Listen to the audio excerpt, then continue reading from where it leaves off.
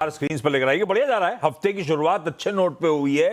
1.25% का उछाल है, 280 अंक मजबूती के साथ 23,900 पे कर रहे हैं हम लोग कामकाज। हाँ, आज बढ़िया खबरें थी। दरअसल बहुत हद तक उन खबरों की डिस्काउंटिंग हम फ्राइडे को कर गए थे, जब 460 470 पॉइंट भारतीय बाजार मजबूती के साथ सेशन की समाप्ति करके गए थे, इन एंटिसिपेशन कि सामने खड़े वीकेंड में एक डील होने वाली है यूएस और ईरान की। और ये हम ही नहीं, ग्लोब का मूड ऐसे ही था। इवन बाकी एसेट क्लासेस, कच्चे तेल वगैरह ने भी ये डिस्काउंट कर रहा था, इसलिए क्रूड करेक्ट कर रहा था। तो बहुत बड़ी तेजी तो हमने फ्राइडे को एंजॉय कर ली थी। आज क्योंकि उस खबर पे, जिस एंटिसिपेशन में हम गए थे, उस पे मुहर लग गई कि हाँ साहब, ट्रंप साहब ने लिख दिया कि यूएस ईरान के बीच में डील हो रही है, फ्राइडे को हम हस्ताक्षर करने जा रहे हैं, और ईरान ने भी कंफर्मेशन दिया, तो और जोश आया, क्रूड और कूल ऑफ हुआ। गैप के साथ शुरुआत हुई थी। गैप के साथ हुआ क्या, हम एक क्रिटिकल क्रूशियल 24,000 के पैच को हिट कर गए। 24,000 क्योंकि साइकोलॉजिकली इंपॉर्टेंट है, बिल्डअप के लिहाज से इंपॉर्टेंट था। वो पैच टच करने के बाद फॉलो थ्रू नहीं मिला। वहां से तो लार्जली हम कह लीजिए हायर लेवल्स पे कंसोलिडेट कर रहे हैं, उसी चैनल पे कामकाज कर रहे हैं। 23,900 पे खड़े हुए हैं। ऊपर थोड़ा सा कूल ऑफ जरूर हो गया, लेकिन ऐसा नहीं कि ठंडे पड़ गए। डटे खड़े हुए भारतीय बाजार आपको नजर आएंगे। और स्क्रीन बढ़िया है भाई, ब्रेथ लेकर आइए। 5:1 एडवांसेस के फेवर में, एक गिर रहा है तो 5 मजबूत हैं। यही ब्रेथ थी 5:1 इवन फ्राइडे को। तो आप समझिए आपके पोर्टफोलियोज किस तरह से रिजॉइस कर रहे हैं। तो बढ़िया है, समीकरण ठीक है। अब देखना पड़ेगा, शाम वाम को अपडेट्स और आ रहे होंगे कि कॉन्टोर्स क्या हैं दरअसल उस डील के। एकदम क्लीन स्ट्रेट ऑफ हॉर्मूज खुलेगा या कुछ इफ्स एंड बट्स लगे हुए हैं। बाकी तो ये लोग पैसा कितना एक दूसरे को दे रहे हैं वो आपस में जाने। स्ट्रेट ऑफ हॉर्मूज एकदम क्लीन खुलने का, कोई चुंगी उंगी लेने ना पहुंच जाए, वो सब देखना है। वो कंट्रोल सामने आएंगे धीरे धीरे करके। अभी तक सिर्फ ईरान की तरफ से अपडेट्स आ रहे हैं कि हमारी तरफ से तो ये सहमति बनी है, देखते क्या होता है। तो इफ्स एंड बट्स हैं, हमने अच्छे मूव्स बनाए थे। थ्रेशोल्ड पे आके थोड़ा सा कूल ऑफ होके कंसोलिडेट करते हुए भारतीय बाजार हैं। एक निगलिंग वरी, अगर ये वाकई फ्राइडे को डील साइन हो रही तो एक बड़ी निगलिंग वरी भारतीय बाजार खत्म हो रही होगी, इसीलिए आप देख रहे हैं मूड अच्छा है। खैर, सवाल मैं चला सीधे अजय सर के पास। हाँ अच्छा, इस बीच हाँ, भारत फोर्स पे अपडेट आता वो कुछ माउंटेड आर्टिलरी गन्स फला 4x4 कुछ होती होंगी गाड़ियों में। तो 4x4 सुना था मैंने, ये डायरेक्टर साहब आके अभी स्टूडियो में बताएंगे आपको कि 4x4 गन्स में क्या होता है, उसको शोकेस करा इन्होंने। खैर, ये तो अपडेट्स आ रहे हैं। भारत फोर्ज क्योंकि अब सिर्फ एक ऑटो एंसिलरी प्ले नहीं है, फोर्जिंग का प्ले नहीं है, फोर्जिंग के बियॉन्ड अब प्योर प्ले डिफेंस में भी फोर्जिंग का इस्तेमाल होता है, लेकिन डिफेंस का प्ले के तौर पे भी सामने आ रहा है। खैर, ये सारे स्टॉक्स तो अच्छा कुछ स्टॉक्स दिखाता हूं आपको, बढ़िया मूव्स। आज बैंक्स ने तो ऑलरेडी आउट परफॉर्म करा था लास्ट वीक, जब निफ्टी पिछले हफ्ते 1% चढ़ा था, निफ्टी बैंक 4.25% चढ़ा था। आज फाइनेंशियल्स एक्स ऑफ बैंक्स कह लीजिए, एनबीएफसीज, वो गजब करी हुई है। खैर चलिए, अजय सर जुड़ गए डॉक्टर साहब। मिंडा कॉर्पोरेशन के ग्रुप सीएफओ और president finance and strategy Ajay Agarwal sir जुड़ चुके हैं। बीच में थोड़ा सा फ्रीज हो गया था फ्रेम। बढ़िया नंबर्स हैं। मिंडा कॉर्पोरेशन के रिजल्ट्स की पर रखिएगा। इनकी रिलीज कहती है हाईएस्ट एवर क्वार्टरली रेवेन्यू हमने पोस्ट करा Q4 में, और वाकई इंप्रेसिव था। 29% का जंप, प्रॉफिटेबिलिटी में बढ़िया जंप था। और सबसे बड़ा टॉकिंग पॉइंट जो है, जो सब चर्चा कर रहे हैं, 2030 के लिए जो एक लॉन्ग टर्म रोड मैप सामने रखा है, बड़ा एम्बिशियस रोड मैप सामने रखा है कंपनी ने। पर उस पर आऊंगा, डिटेलिंग पे उस पर भी उतरूंगा। वो पहले जरा Q4 performance. Ajay sir, margin लगातार वैसे आपकी कंपनी के इंप्रूव हो रहे हैं, इसमें तो कोई दो राय नहीं। Q4 में 30 बेसिस पॉइंट्स का साल दर साल इंप्रूवमेंट, मदद कहां से मिली? ये क्या ऐसा हो रहा है कि जो प्रीमियम प्रोडक्ट्स हैं, जहां पे ज्यादा अच्छे रियलाइजेशंस मिलते हैं आपको, उसका मिक्स इंप्रूव हो रहा है? ये रीजन है कि कुछ और है? नहीं, दोनों बातें हैं। जहां पे हमारा प्रीमियमाइजेशन प्रोडक्ट पे हम लोग काफी फोकस कर रहे हैं, तो उससे मदद मिल रही है। ओवरऑल जो इंडस्ट्री ग्रोथ है, उससे मदद मिल रही है। And last but not the least, overall जो कंपनी का जो सेक्टर है और जो प्रोडक्ट फोकस है, चाहे वो लॉकसेट बिजनेस हो, चाहे वो वायरिंग हार्नेस हो, चाहे वो डाइकास्टिंग हो, एंड चाहे वो system solution provider to all the automobile companies हो, सारे क्षेत्र में ही हमको देखने को मिल रहा है कि हम लोग प्राइसिंग बेटर रियलाइज कर पा रहे हैं, हम लोग एफिशिएंसी गेन कर पा रहे हैं, और हमारा जो कॉस्ट ऑप्टिमाइजेशन का एक काफी दिनों से मुद्दा चला आ रहा है कंपनी के अंदर, उस पे भी हम लोग काफी फोकस करके काम कर रहे हैं। ये 4-5 चीजें मिलके ही हम लोग देख पा रहे हैं कि हमारा EBITDA मार्जिन इंप्रूव हो पा रहा है। अच्छे मार्जिन इंप्रूवमेंट है, मैं उस पर और डिटेलिंग भी आगे करूंगा, लेकिन अजय सर, ये वॉर अब जाके खत्म हो रहा है। 107 डेज चला था, होपफुली खत्म हो रहा होगा। वो जब तक सील नहीं होगा डील, तब तक तो कोई भरोसा नहीं। लेकिन जो वॉर का इंपैक्ट था, क्योंकि 28 फरवरी मेरे ख्याल से वो दिन था, रात थी जब वो वॉर शुरू हुआ था, तो मार्च तो चलिए निकल गया होगा। I am sure April onwards थोड़ा बहुत तो फील करना शुरू होगा वेस्ट एशिया क्राइसिस का इंपैक्ट। रॉ मटेरियल के प्राइसेस में, एनर्जी क्राइसिस, सबने झेला था। ये सब जो असर था वॉर का, वो आपने किस हद तक फील किया, और क्या वो Q1 पे डेंट कर रहा होगा परफॉर्मेंस को, मार्जिन्स को? ऑपरेशनली ऐसा हो रहा होगा क्या? देखिए, अगर मैं पूरे साल 25-26 की बात करूं, तो 25-26 में दुनिया भर में बहुत तरीके की बदलाव देखा गया। पहला, we all observed Ukraine war with Russia.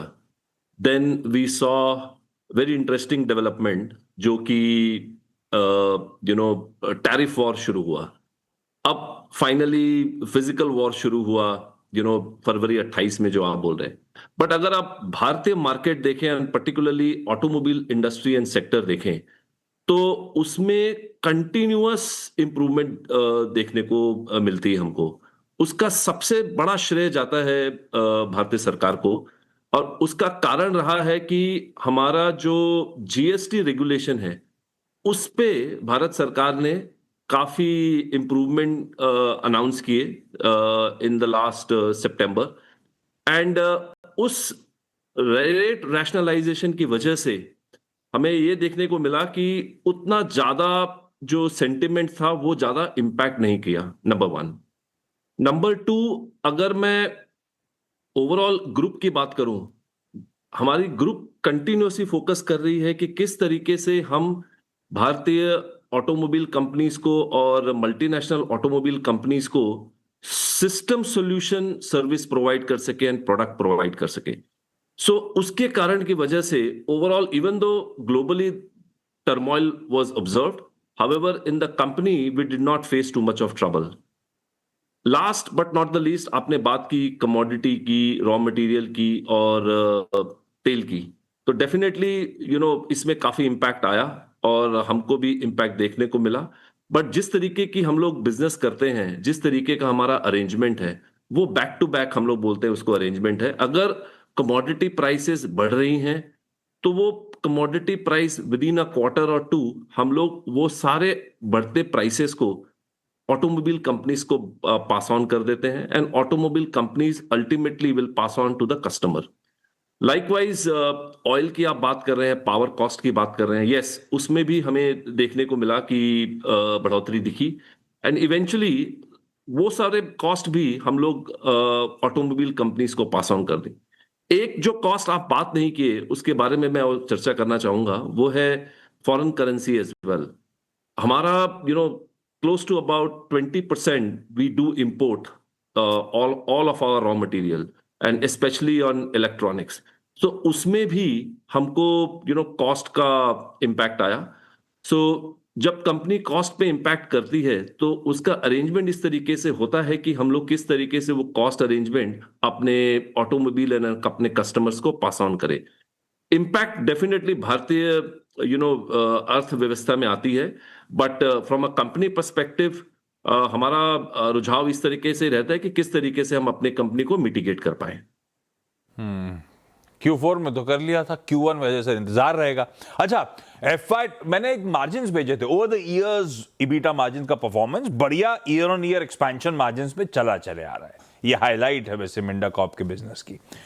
तो अजय सर, FY26 में एक्सपेंशन हुआ, FY27 में ये सब को देखते हुए एक्सपेक्ट करूं वो कंसिस्टेंट इंप्रूवमेंट जो चल रहा है वो सिलसिला FY27 में कंटिन्यू रहेगा, और FY26 में ओवर FY25 रेवेन्यू मोमेंटम था 22% के आसपास। क्या पेंसिल इन करूं इस नए फाइनेंशियल ईयर FY27 के लिए? देखिए आशीष जी, हम लोग अपनी सालाना, साल दर साल का एस्टिमेट रिलीज नहीं करते हैं। हालांकि हमने अप टू FY 2030 का विजन रिलीज किया है, उस विजन के मद्देनजर रखते हुए ओवरऑल हम एक्सपेक्ट करते हैं that company should deliver anywhere between 20 to 22% growth. अगर ये ग्रोथ नहीं आती है then it is difficult for us to deliver 2030 vision. Similarly अगर आपने जो EBITDA मार्जिन की बात की, अगर मैं साल 22 से शुरू करूं, आपका अनुमान बिल्कुल सही है कि सर साल 22 से लेके हम लोग कंटिन्यूअसली इंप्रूवमेंट डिलीवर कर पा रहे हैं EBITDA मार्जिन में, starting from 9.9% for financial year 26 we delivered around 11.7%। So अगर इस तरीके से हमारा focus cost optimisation, premiumisation, better recovery from customers and overall efficiency of the company में फोकस रहा, क्वालिटी इंक्लूडिंग, देन कोई कारण नहीं है कि क्यों हम लोग 12.5% डिलीवर नहीं कर पाएंगे बाय FY 2030।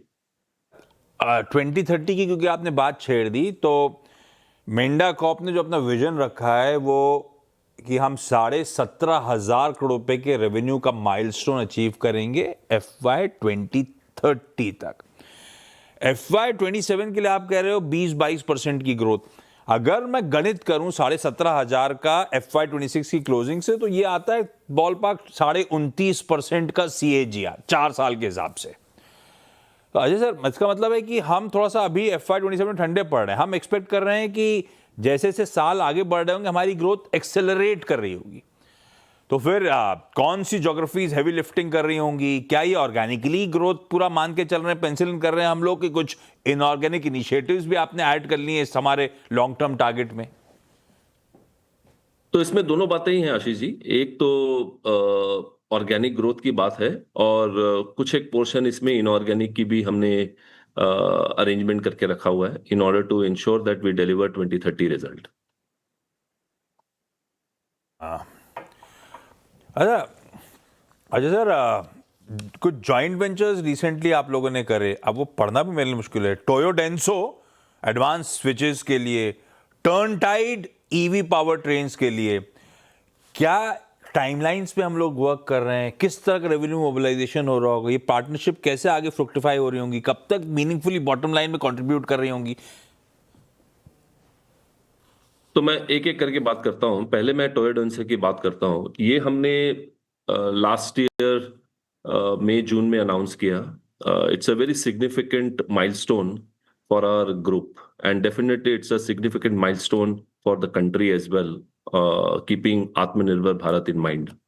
नाउ अगर हम लोग इसकी बात करें तो इसमें ऑलरेडी प्लांट का कंस्ट्रक्शन शुरू हो चुका है और उम्मीद ये की जा रही है कि साल 27 मार्च तक प्लांट कमीशन हो जाएगा। So around 50% capacity even if we can utilise starting from 27-28 onwards. So साल 29 में आपको ये पूरा 100% यूटिलाइजेशन दिखेगा। अगर ये हो पाता है and we are very confident to deliver that, so करीब करीब हम लोग एक्सपेक्ट कर रहे हैं कि ये अगर फुल 100% यूटिलाइजेशन होए और फुल यूटिलाइजेशन होने के बाद अगर हम लोग इस पे मार्जिन डिलीवर कर पाए, so overall we are expecting about 500 to 600 crore top line from Toyo Denso joint venture, and we expect similar margin about 12.5 to 13% from this business as well. Coming अच्छा to सर, हाँ। टर्नटाइड, ये joint venture हमने करीब 3 महीने पहले announce किया। ये joint venture है फॉर ईवी मोटर्स। इसमें जो प्रोडक्ट आएंगे वो आएंगे axial flux motors, EV motors, electric water pump, motor controller and so forth. ये जो मार्केट कवर करेगा वो मार्केट होगा आपका 2 wheeler, 3 wheeler and light commercial vehicle. ये ऑलरेडी हम लोग प्लांट एंड मशीनरी एक्विजिशन करना शुरू कर चुके हैं। अगर मेरा अनुमान सही है तो hopefully from January next year which is 27 January onwards we will be doing the full-fledged commissioning of this plant. Okay अरे sir, running out of time, लेकिन वो बढ़िया सा, एक तो नंबर्स सॉलिड थे और आउटलुक बड़ा अच्छा शेयर करा आप लोगों ने लॉन्ग टर्म का। बढ़िया है, थैंक यू आज हमारे साथ जुड़ने के लिए। इस समय एक ब्रेक में इंटरेस्टिंग चीज ये हुई है कि 23,900 के अब नीचे स्लिप होता हुआ 24,000 प्लस से कूल ऑफ हुआ था। थोड़ा सा ठंडा पड़ रहा है मामला, पर ठीक है। कैसे अब इस बाजार में स्ट्रेटेजाइज करना है उसकी डिटेल्ड कवरेज देखिए ब्रेक के उस पार आज के मंडे के कमाई का अड्डा में।